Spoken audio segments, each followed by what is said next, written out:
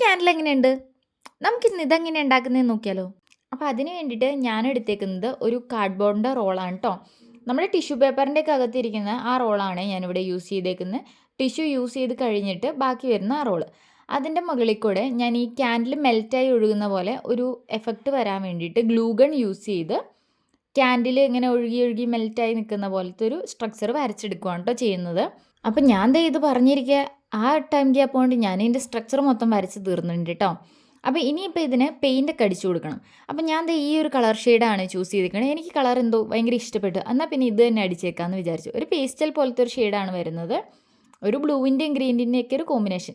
അപ്പോൾ അത് യൂസ് ചെയ്ത് ഞാൻ മൊത്തത്തിൽ ഒന്ന് അടിച്ചെടുത്തു. പിന്നെ ഈ ഗ്ലൂഗണിൻ്റെ മുകളിൽ ഗ്ലൂഗൺ വെച്ച് നമ്മളൊരു സ്ട്രക്ചർ കൊടുത്തല്ലോ, അതിൻ്റെ മുകളിൽ അത്രയും പെയിൻ്റ് അങ്ങ് അബ്സോർബ് ആവണില്ല. അപ്പം ഞാൻ വിചാരിച്ചു അതിൻ്റെ മുകളിൽ ഒന്ന് ഒരു മെറ്റാലിക് ഷെയ്ഡ് യൂസ് ചെയ്തിട്ട്, അതായത് ഞാനൊരു സിൽവർ കളറാണ് യൂസ് ചെയ്തത്, ഒന്ന് ഹൈലൈറ്റ് ചെയ്ത് കൊടുത്തു കേട്ടോ. ബോഡി പോർഷനിലും ചെറുതായിട്ടൊന്ന് ഹൈലൈറ്റ് ചെയ്ത് കൊടുത്തു. പിന്നെ ഞാൻ ദേ ഇതുപോലത്തെ ഒരു ക്യാൻഡിലിൻ്റെ ഷേപ്പിലുള്ള ഒരു LED ക്യാൻഡിൽ എടുത്ത് അതിൻ്റെ അകത്ത് പ്ലേസ് ചെയ്ത് കൊടുത്തു. അപ്പോൾ ദേ ഈ ഇരിക്കുന്നതാണ് നമ്മുടെ ഫൈനൽ ഔട്ട്പുട്ട് എന്ന് പറയുന്നത് കേട്ടോ. നൈറ്റിലുള്ള ഇതിൻ്റെ ലുക്കും ഇതിൻ്റെ കൂടെ ആഡ് ചെയ്തിട്ടുണ്ട് കേട്ടോ. അപ്പോൾ ഇഷ്ടപ്പെട്ട ലൈക്ക് ചെയ്യാനും ഷെയർ ചെയ്യാനും മറന്നു വരുതേ. അപ്പോൾ അത്രയേ ഉള്ളൂ. Bye bye.